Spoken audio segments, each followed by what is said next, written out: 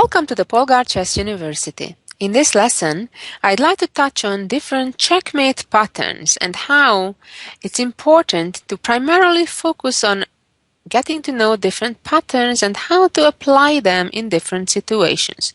So that's exactly what we will do in this lesson. We'll take 3 different patterns and see a number of specific examples on how the same idea can be implemented from actually different positions. Let's get started. Okay, this is our first example, and it is White's turn. Well, hopefully you can figure out what White should do right now. One thing I'd like to point out that despite the fact that we are in an endgame, White is on an attack, and White in fact can and should checkmate on this next move. And that move is, hopefully you know the answer already before I will show it, simply moving the rook up to c8, and it's game over. It's game over because of the back rank weakness. The king cannot move up as there is no 9th rank, and the other way, the white knight doesn't let it out to g7, and the other 2 pawns on f7 and h7 block their way in the side directions. So now that we understand the pattern, let's try to build on it. Okay, here is our second position, which is rather similar, and hopefully it's an easy hint to the solution. What are we trying to do?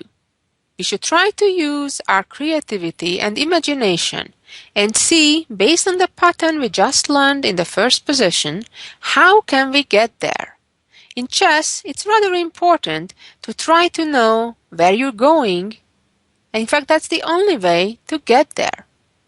Just like in life, you have to know what your goal is in order to get there.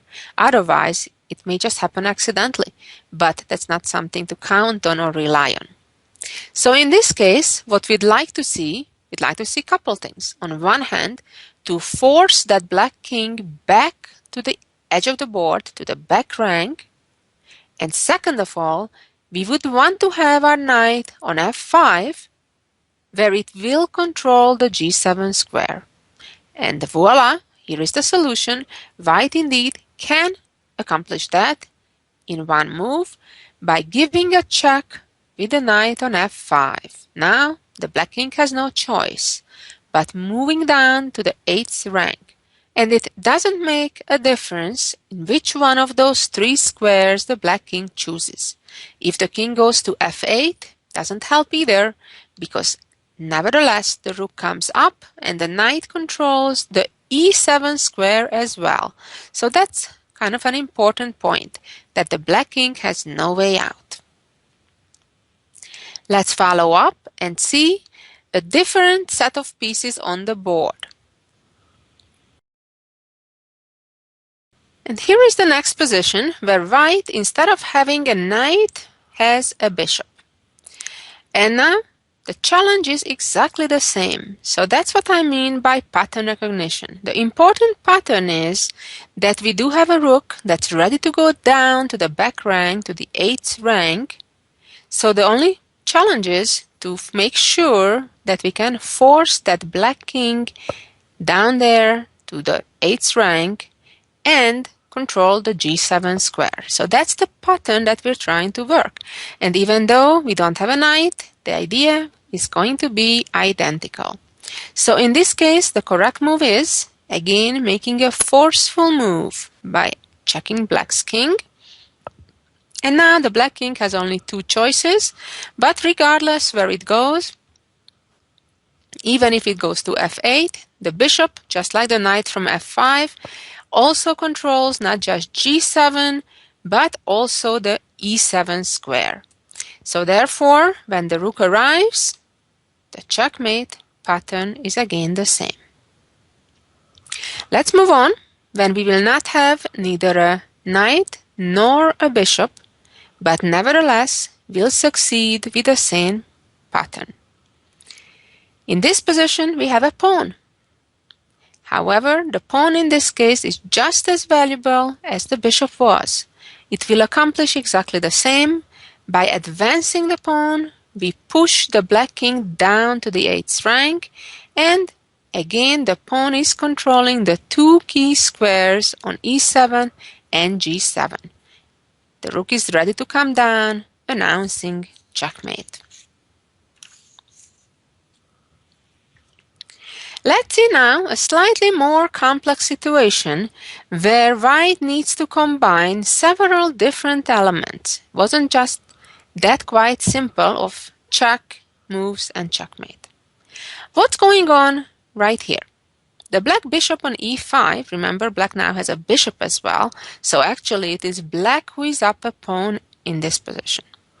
And that bishop is attacking the white rook and the white knight at the same time. And contrary to the last example, the bishop is also controlling that f6 square. So therefore, it would be a serious mistake for white now to advance the pawn, because black would have an option. The king will not be forced to move. In fact, black shouldn't move. Black should capture the pawn, and quite importantly, this is a check.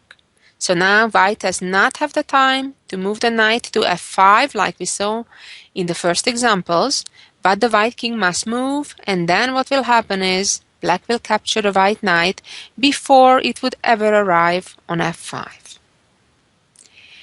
So let's go back to the beginning and see what else we may do. The other part that's important to notice in this position is that white has the rook on the 7th rank and not on the 1st rank like we saw in the previous examples. The reason why that's important is because while it can still go to c8 when needed, the pawn on f7 right now is pinned, which means it cannot move. As we know, you can never ever leave your king under attack in check. So therefore, any move that would leave your king in check is illegal. And therefore, in this case, the pawn on f7 is pinned. And because of that, the white knight right now is able to move to e6 without black being able to capture it. And that means that since a knight check can never be blocked, it can either only captured or moving out of it, black now is left with that one choice of moving the king out of the check. And when it does, we already know the answer. The knight is guarding the g7 square, so we're all good there, and the rook is ready to checkmate with rook to c8. And let's see one final example with this pattern. And here is that last position from this series in this pattern. Well, what's interesting in this case is that it is white's move, but white is in a check. And generally, when one is in check, typically is not thinking about attacking, but just let's see how to get safely out of that check. And this is an exception to that habit. And once in a while, and especially in endgames, the king can be a very important part of an attack. Remember, generally, we're just trying to make sure our king is safe, and the king is not an attacking piece. Therefore, this is an exception. But remember, in endgames, it's not so unusual. So right now, the white king needs to get out of the check. If it would move backwards, let's say to f4, the black king, for example, could move to g7, and black would have nothing to worry whatsoever. In fact, it is white who would worry being 2 pawns down. On the other hand, if white right now finds the correct response by playing king to f6, what happens is, even though it's a quiet move, black is quite helpless against avoiding the threatening checkmate with rook c8. What is common with all the previous examples we saw so far in this lesson is that again, a white piece is controlling the key g7 square, the escape square of the black king, while the two pawns on the side of the king on f7 and h7 also take away the escape options, and the white rook is about to come to c8 and checkmate. Black, of course, can avoid the immediate checkmate, for example, by playing rook c2, when naturally white will not move the rook to c8, which the black rook would capture, but would simply first capture the black rook, and then on the following move would move the rook up to c8 to checkmate. So this would only delay the end by one move. Or, if after king f6, black would try to move the rook to one of the open files to then interpose, that also delays the checkmate just by one move when the rook captures it. And one more thing I'd like to point out, that after king f6, the reason why black cannot open a little window of escape for the king is because the black pawn is on h6. If that pawn wouldn't be there, black would be able to move the other pawn on h7. And if that pawn from h7 could move, that would open a little escape window for the king. But because you cannot capture your own pawn, therefore black is stuck.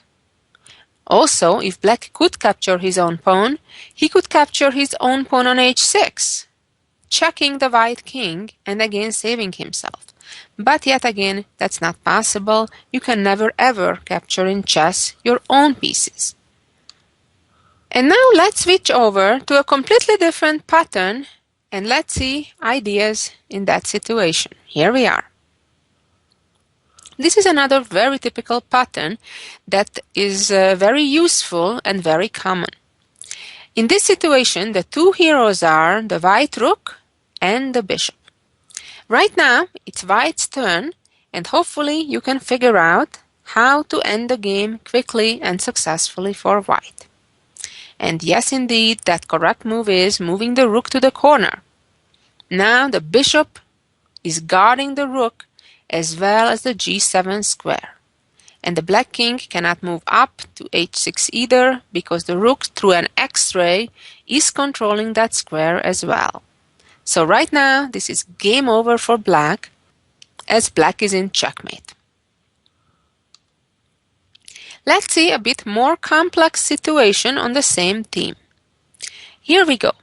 Well, right now, the white rook is unable to go to h8 at this moment. However, white can force to get to the same position we just saw in the previous example. And again, to achieve such goals, typically, it's ideal to make it through forceful moves. And in this case, the correct answer is to play rook c8 check. The black king has no choice but to move out to h7, and voila, the rook arrived. Black had no choice. White could force his own idea on black. Now let's compare, on the other hand, what would happen if white instead would try to play rook h1 with similar ideas on getting the rook to h8. Well, the big difference is that this is not a forceful move. That is, black is not in check right now. And therefore, black would have the time to simply capture the bishop on d4 and no more checkmate, because if now the rook gets to h8, it will be simply captured as it has no support of the bishop. So as we can see, time is the essence, and to make a forceful move makes a whole big difference. Let's see a slightly different situation when the black king is no longer on g8, but it's on h7. Now the story becomes just reversed than what we saw in the last example. If right now white continues the same way, blindly following the move that we saw in the previous example and play rook c8, that would be a major mistake, because now this move is no longer a check. And therefore, even though white right now is threatening to checkmate on h8, black will have the time to capture that supporting piece, the bishop, and have a winning position. And here, just reversed as in the last position. The correct move is to come from the other side, checking the black king. When the king moves back to g8, the rook still gets to h8, announcing checkmate. A very important pattern that you can try to set up in your own games. Let's see another example where things are a bit more delicate. Here we go.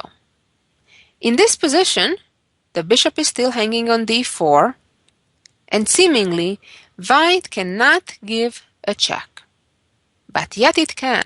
But it's one of those rare situations when you do move a different piece than the one which will end up giving the check. And that's a very special situation called the discovery. And in this case, even more unusually, it is the king that makes that unexpected move. Instead of trying to waste time to get the rook all around and get it to h8, white is moving the king, opening up the h file for the rook, and now we already know the story. The king has no choice, needs to move, can only move to g8, and now white is ready to decide the game by again getting the rook to the corner and checkmate. Let's see yet another situation, and this is why it seems so important to be familiar with patterns and not memorize positions. The following position, as we can see, things are all turned around. It is black who is on the attack and black who has the potential to get to that same checkmate idea. Again, the black bishop on b7 is being attacked. So for example, a simple move like knight to f6 would not accomplish the goal of checkmating or even winning the queen. Even though this is also a discovered check, and black is also attacking the white queen at the same time, white can save himself and in fact win material by capturing that same bishop that has been checking the white king. So black has to be extremely careful on how to continue here. Black needs to think what to do, how to move the knight without losing the bishop. Well, the secret is to try to give a so-called double check. A double check is a very special form of check when two pieces at the same time are attacking the enemy king.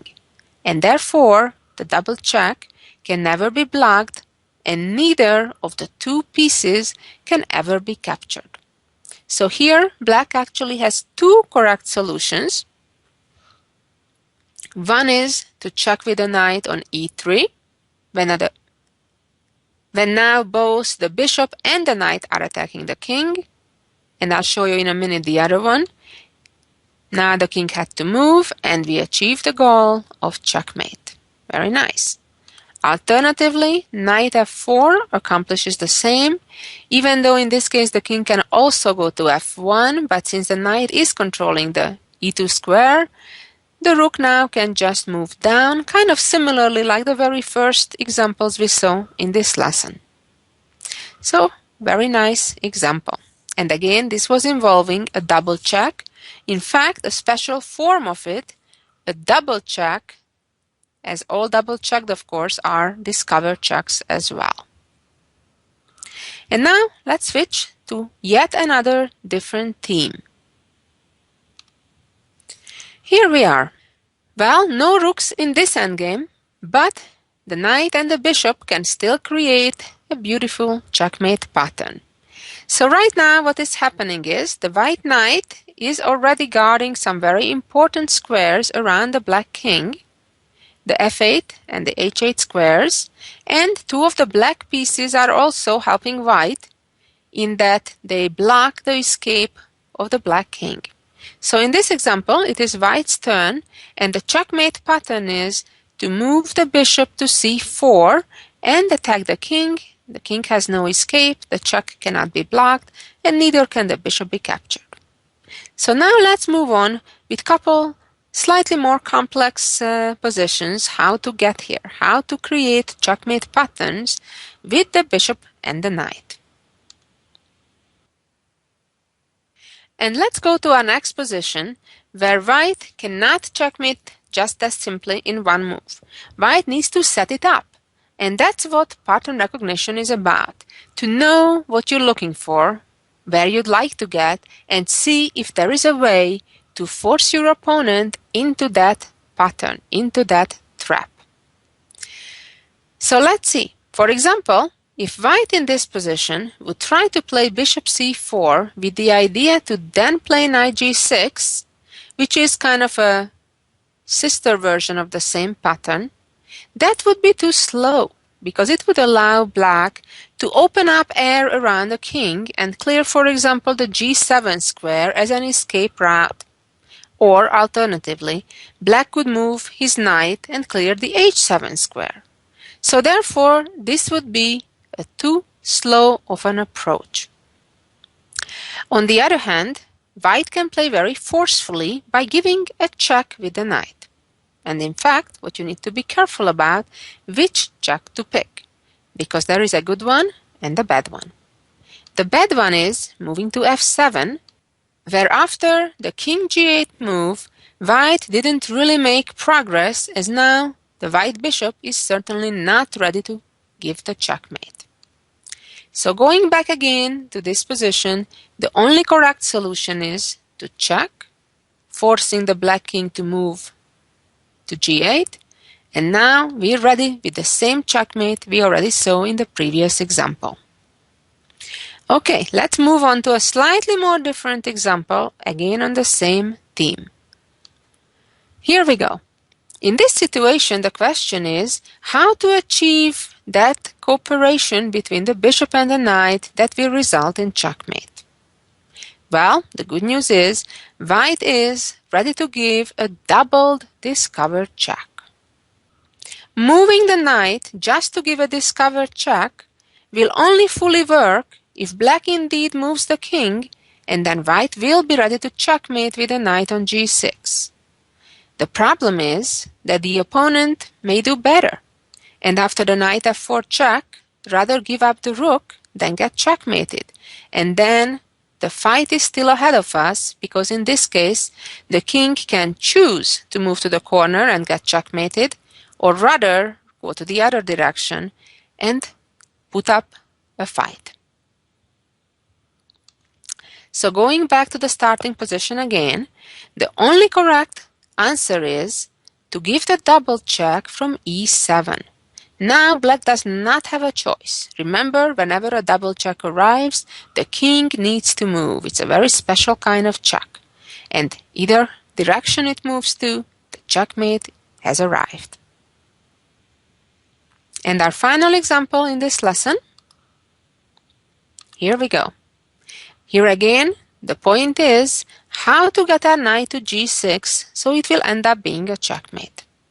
Well, luckily, we can give a discovered check, and because black has a bishop on e7, the rook cannot block the check, the king again must move, and then actually white has a pleasant choice to checkmate from g6 or to checkmate from d7. Well, I hope you feel a bit more comfortable about these patterns that we have discussed, and the more patterns that you familiarize yourself with, the better chances you have to checkmate your opponent. Good luck in practicing, and look out for these particular patterns and try to use them in your own game. Good luck with it, and be back next week for some more chess patterns. Bye-bye.